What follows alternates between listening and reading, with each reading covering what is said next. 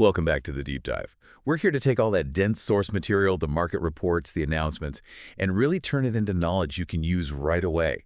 Today, we are looking at some pretty major shifts in how people live and rent in some of the most demanding cities in the world. We're focusing in on the whole landscape of extended stay flexible rentals across Asia Pacific. And if you've ever worked or traveled in places like Hong Kong or Singapore, you know the housing market can be, well, it can be a nightmare. It's so rigid. Exactly. Rich, expensive. Yeah, Especially for anything that's not a 2-day tourist trip or a 2-year permanent move. precisely. And that rigidity, that's the problem that's being solved here. Our sources are all pointing to one major player, Weave Living, which is based in Hong Kong. And they aren't just, redecorating a few apartments. The sources paint a picture of a really aggressive, capital-backed strategy to completely redefine urban living. It's an institutional answer to a problem a whole generation is facing. So our mission today is to unpack that. How are they doing it? What are they actually buying? Yeah. And I think this is the key question. Why is there really sophisticated approach blending, co-living, serviced apartments, everything? Why is that the thing attracting huge global investment? The context is key. The sources make it so clear. This is not slow, steady growth. This is a very deliberate, multi-market consolidation play. They're building a whole new asset class around quality, flexible rentals. Moving away from that old landlord model. Totally. It's hands-on, fully managed. Okay, let's unpack this. Let's jump right into the sheer scale of the strategy. We're talking about two of the most expensive and dense markets on the planet. Their home turf in Hong Kong, and then the massive international hub of Singapore. And Weave Living isn't just dipping a toe in. They are using a serious amount of money to buy and develop properties, and fast. And what's fascinating here is how they're doing it. It's not all about building from scratch, which in those cities is incredibly slow and expensive. They're using a strategy of strategic acquisitions, buying up existing buildings, hotels, older apartment blocks, and converting them. So that lets them get into the market much faster. So much faster. And it signals to investors that they can take existing real estate and flip it, reposition it really quickly. It shows a ton of confidence. Let's talk about that speed. In Hong Kong alone, the growth is just staggering. The reports mention they're looking at acquiring two pretty big Kowloon hotels, Hotel Cozy Harborview and Hotel East Mongkok. Right. And that potential deal is huge. If that goes through, that's nearly 800 rooms in one go. Wow. Just think about that. You're not just adding rooms, you're taking hundreds of thousands of square feet that was for tourism and turning it into long-term or extended stay housing. It's an immediate fix for the supply problem. Hold on, but if they're just converting hotels, doesn't that shrink the hotel supply? Yeah. Is that really a sustainable strategy? Or are they just, taking advantage of a dip in tourism property values? That's a great question, and it really comes down to timing. The sources suggest it's a calculated risk. They're betting that stable, long-term rental income is safer than the ups and downs of tourism. By converting a hotel, you get instant scale in a great location. It's a quick way to get inventory.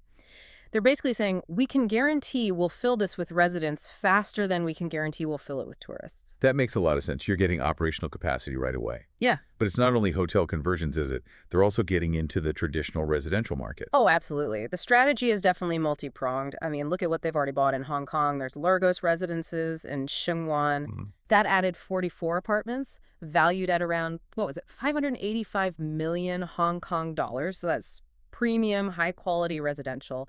And then there's a multifamily property in mid-levels, a very, very prime area that they bought for $295 million. They've refitted that, and it's now Weave Residences Robinson. So they're hitting different segments of the market. Exactly. They're covering the whole spectrum, high-end, traditional rentals, right alongside this rapid expansion in Kowloon. It really feels like they want to be the one-stop shop for anyone needing a place in Hong Kong, whether you're an intern or a CEO. But they're not just staying local. Let's talk about Singapore. That's such a critical hub for corporate teams, for business travelers who need those reliable extended stay places. Singapore is a vital piece of the puzzle, yeah. The rental market there is just incredibly competitive. So the fact that Weave Living is there just validates their whole regional ambition. The big deal to look at is the acquisition of Momentous Serviced Residences Novena.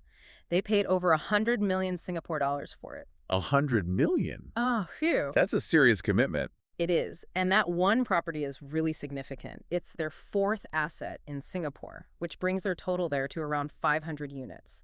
It just shows they're committed to being a dominant player in Singapore's service department sector. And that's a sector that's, absolutely essential for professionals and corporate teams who need a place for more than a few days. They're meeting a very clear need.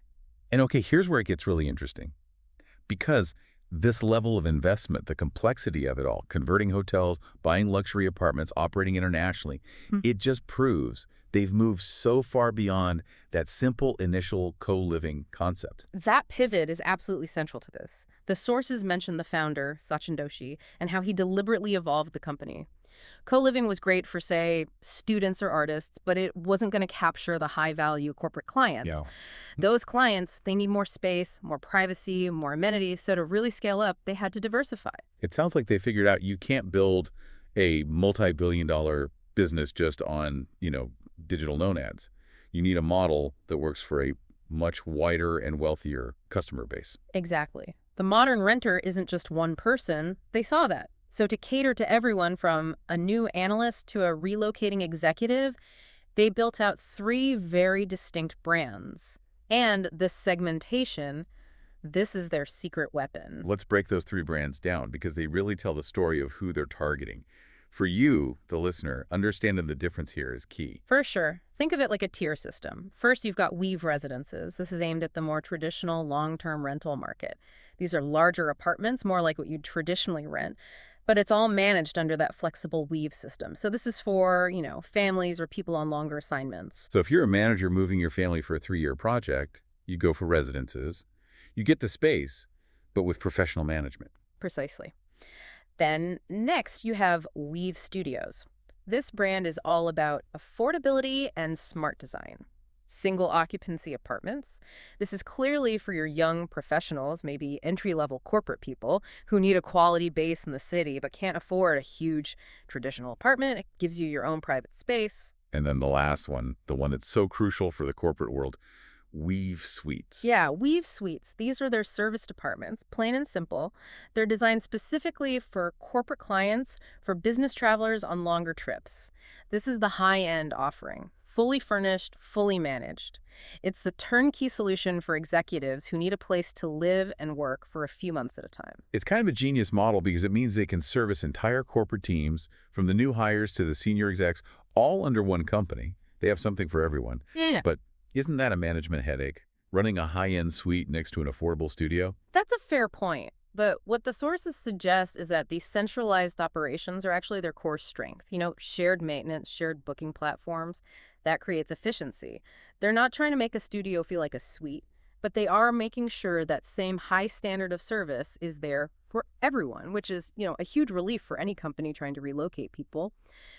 And if we connect this to the bigger picture, it's the sophisticated brand strategy that gets the big money interested. This growth isn't happening in a vacuum. It's all backed by these huge strategic partnerships. And we're not talking about small firms here. These are the biggest names in global finance. Absolutely. The sources specifically name firms like BlackRock and Warburg Pincus. When you see names like that, it tells you this isn't just some local trend. It's a global investment thesis. They are betting big that flexible, high-quality rentals are the future in Asia's big cities. They see this as a mature, stable asset class. That's such a key insight for you listening at home. When a name like BlackRock shows up, they're not looking for a quick win. They are validating the idea that this model, it's a stable long-term income generator, just like office buildings used to be. And that stability comes from having those different revenue streams. If tourism dips, fine. They still have the corporate clients and the long-term residents filling up the residences and suites all year round. It's a field against volatility. Okay, so let's bring this all together. We've talked about the huge acquisitions, the 800 potential rooms in Kowloon, that $100 million deal in Singapore. We've gone through the brand diversification, residences, studios, suites. The message from the sources is that this isn't stopping. They have a really robust pipeline of more potential deals. This growth phase is not over. No, their focus is just. It's laser sharp. They're providing flexible, quality rental solutions for how people actually live and work now. And that model, it serves a whole group of people who are just not served well by a rigid 12-month lease.